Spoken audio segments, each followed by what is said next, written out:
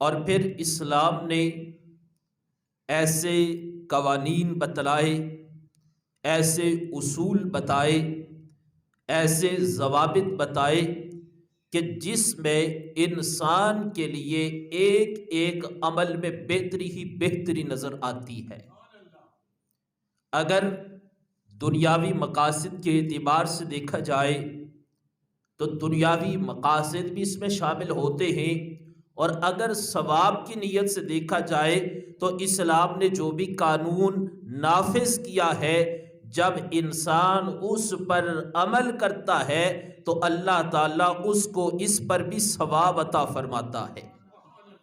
سلام کرنا میرے اور آپ کے پیارے محبوب صلی اللہ علیہ وآلہ وَأَصْحَابِ وسلم کی سنت مبارکہ ہے۔ اس میں امت کی بہتری ہے، امت کے لیے امن ہے، امت کے لیے محبت کا ایک ذریعہ ہے، آپس میں رشتوں کو برقرار رکھنے کا ایک طریقہ ہے۔ اگر انسان اس پر عمل کرے تو معاشرے کے اندر اس کو بہت زیادہ سلام کرنے سے فوائد حاصل ہو جاتے ہیں، اور اگر اس کو ثواب کے اعتبار سے دیکھا جائے تو انسان جتنی مرتبہ سلام کرتا ہے اور دوسرا اس کو اس کا جواب دیتا ہے، اتنا ہی زیادہ کائنات کا رب اس بندے کو ثواب عطا فرماتا ہے۔ قرآن مجید فرقان حمید کے اندر رب ذوالجلال یہ ارشاد فرماتا ہے، فرمایا وَإِذَا حُيِّيتُم بِتَحِيَّةٍ فَحَيُّوا بِأَحْسَنَ مِنْهَا، اور جب تمہیں کسی لفظ سے سلام کیا جائے تو تم کیا کرو؟ فرمایا بِأَحْسَنَ مِنْهَا، تو تم اس سے بہتر الفاظ میں اس کا جواب دو۔ اَوْ رُدُّوهَا، اگر تم بہتر انداز میں جواب نہیں دے سکتے تو اَوْ رُدُّوهَا، جیسے اس نے تمہیں سلام کیا ہے ویسے ہی تم اس کے سلام کا اس کو جواب دے دو۔ ان اللہ کان علی کل شیء حسیبا، بے شک اللہ تعالی ہر چیز پر حساب لینے والا ہے۔ اب یہاں پر رب ذوالجلال نے اہل ایمان کو یہ حکم دیا، فرمایا کہ جب کوئی تمہیں سلام کرے اور تمہیں سلام کہے تو تم اس طرح کرو کہ اس کے سلام کا بہتر انداز میں اس کو جواب دو۔ اگر تم اچھے الفاظ میں، اچھے انداز میں اس سے بہتر الفاظ میں جواب دینے کی قوت نہیں رکھتے تو تم کیا کرو؟ اور ردوہا، جیسے اس نے سلام کیا ہے ویسے ہی تم اس کو اس کا جواب دے دو۔ اب سلام کرنا میرے اور آپ کے پیارے محبوب علیہ السلام نے اپنی امت کو سکھایا ہے۔ اگر انسان حضور علیہ السلام کے بتلائے ہوئے طریقوں پر عمل کرے اور اس سلام کو عام کرے تو اس سے آپس میں مسلمانوں کے درمیان محبت کی فضا قائم ہو جاتی ہے۔ لیکن سلام یہ کوئی رسم نہیں ہے کہ انسان کے پاس رسمی طور پر ہم سلام کر دیتے ہیں، رسمی طور پر بندہ سلام کرے گا تو سلام کے جو فوائد ہیں اور سلام پر جو ثواب ہے انسان حقیقتاً اس سے محروم رہ جائے گا۔ لیکن اگر وہ سلام اس نیت سے کرے گا کہ مجھے میرے محبوب علیہ السلام نے اس کا حکم ارشاد فرمایا ہے، حضور نے مجھے اس کی تعلیم دی ہے، پھر وہ جتنی مرتبہ سلام کرتا جائے گا اتنا ہی زیادہ کائنات کا رب اس کو ثواب عطا فرمائے گا۔ میرے اور آپ کے پیارے محبوب علیہ السلام نے اپنے عمل کے ذریعے اپنی امت کو اس بات کی ترغیب فرمائی اور سلام کر کے دکھایا کہ میرے غلاموں تم نے سلام کیسے کرنا ہے اور پھر سلام کا جواب کیسے دینا ہے۔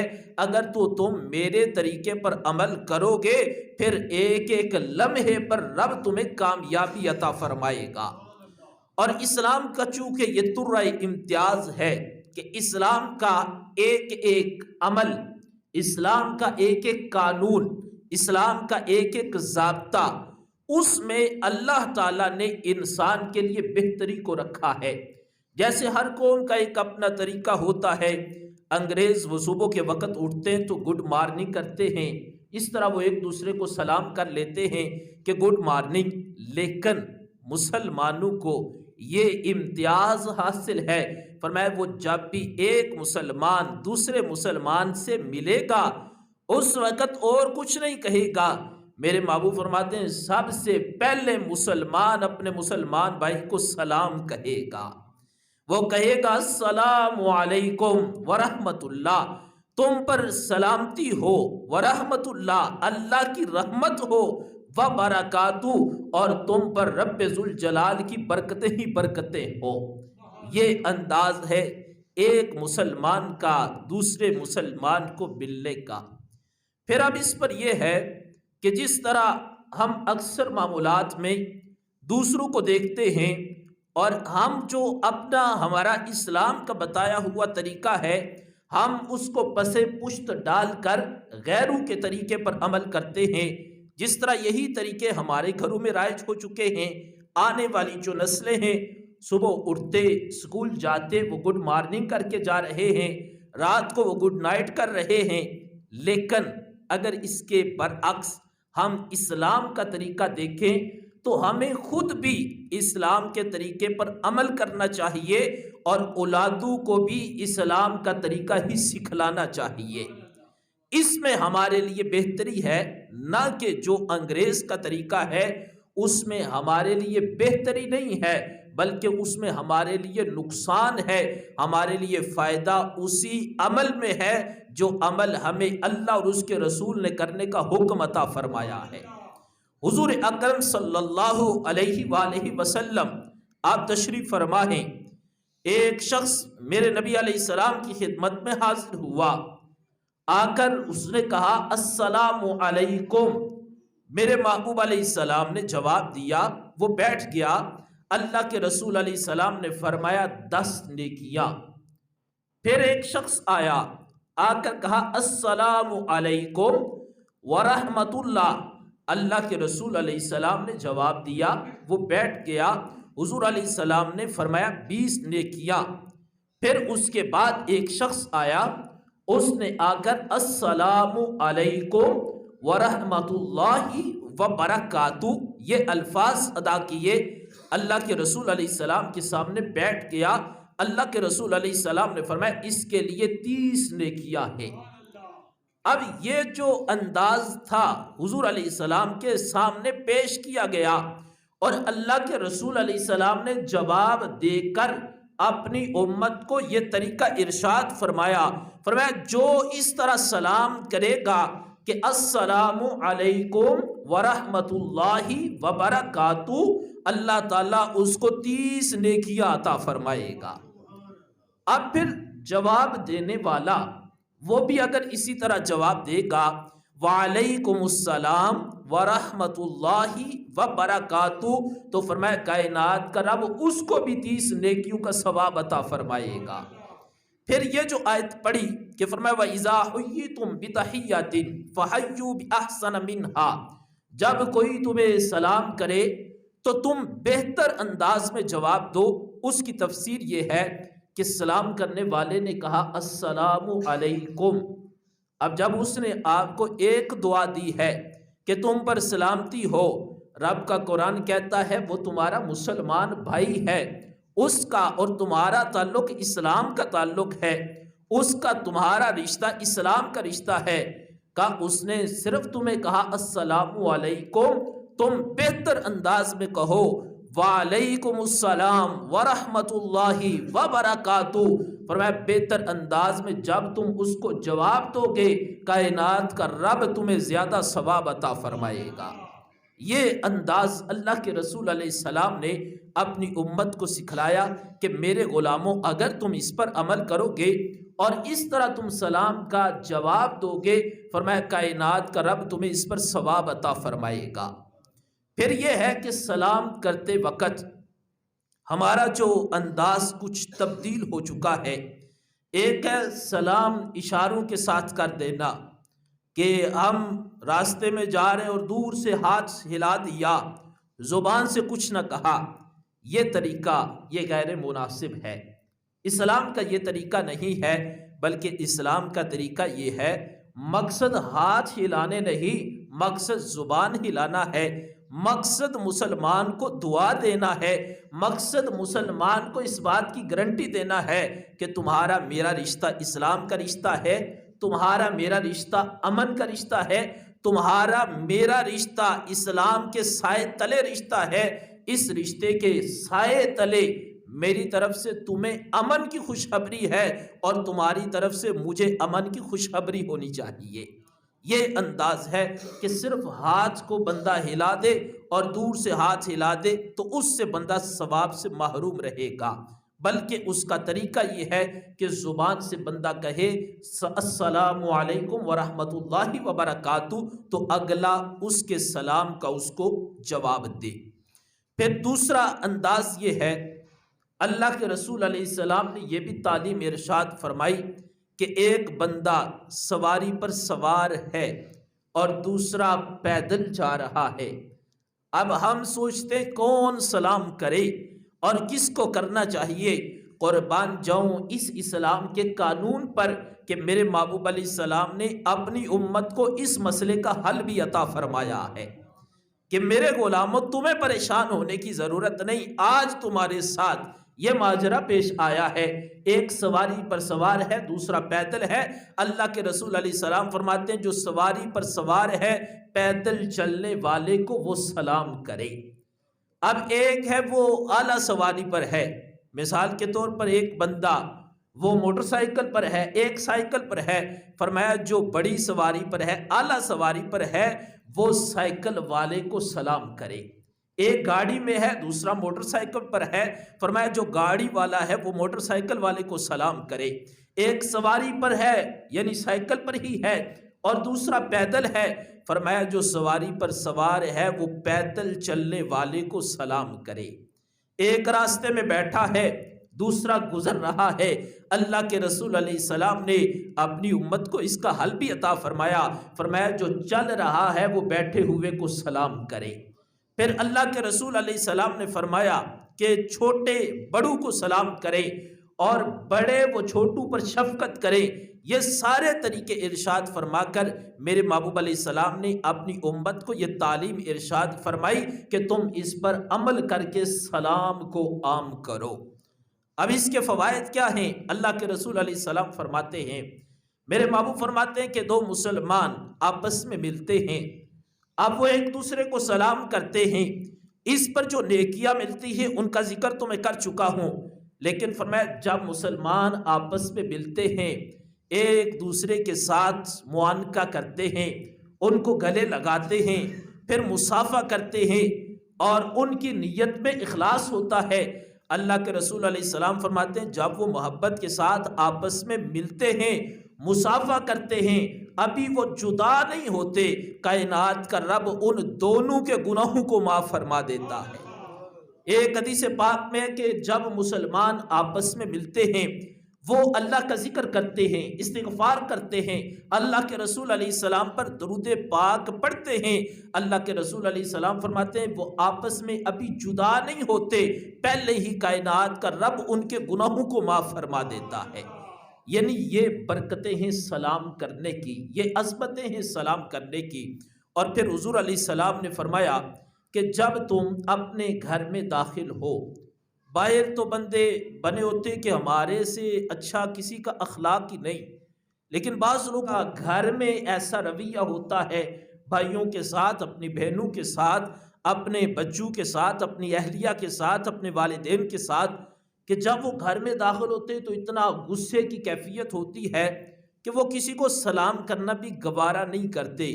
قربان جاؤں میرے محبوب نے اپنی امت کو یہ بھی تعلیم ارشاد فرمائی، فرمایا جب تم اپنے گھر میں داخل ہو تو گھر والوں کو سلام کرو۔ کیا فائدہ ہوگا؟ میرے محبوب فرماتے ہیں جب تم گھر میں آؤ گھر والوں کو سلام کرو اور یہ اپنی عادت بناؤ، فرمایا اللہ تعالیٰ تمہارے گھر میں اس کی برکتیں بھی نازل فرما دے گا۔ اب ایک انسان اپنے مسلمان بھائی سے اس کا کچھ اختلاف ہو گیا، دونوں ایک دوسرے کے سامنے آتے ہیں، سلام کی کتنی برکت ہے۔ فرمایا ہے وہ آپس میں اختلاف ہو چکا ہے، لیکن جب ایک دوسرے کے سامنے آتے ہیں، میرے محبوب فرماتے ہیں وہ ایک دوسرے کو سلام کرے۔ جب وہ اسلام کے مطابق سلام کرے گا کہ یار سلام کرنا میرے نبی کی سنت ہے اور میرے محبوب نے اس طرح سلام کرنے کا حکم دیا ہے، وہ کہے گا السلام علیکم ورحمۃ اللہ وبرکاتہ۔ اور اگر اگلے کے اندر کوئی تکبر نہ ہوا، غرور نہ ہوا اور اسلام سے وہ زیادہ دور نہ ہوا، اس کو اسلام کا پتہ ہوا، تو وہ کہے گا اب اس کے سلام کا جواب دینا مجھ پر واجب ہے اور میں نے سلام کا جواب دینا ہے۔ تو اگرچہ وہ غصے میں بھی ہو، جب وہ کہے گا وعلیکم السلام ورحمۃ اللہ وبرکاتہ، کہ تم پر بھی سلامتی ہو، تم پر بھی اللہ کی رحمت ہو، تم پر بھی رب کی برکتیں ہوں، تو خود بخود اس کا غصہ ٹھنڈا ہو جائے گا اور نفرت محبت کے اندر تبدیل ہو جائے گی۔ یہ فائدے ہیں سلام کے۔ حضرت سیدنا عبداللہ بن عمر رضی اللہ تعالی عنہ آپ اپنے دوست سے کہنے لگے، وہ ان کے پاس آئے، کہا چلو ہم بازار کی طرف چلتے ہیں۔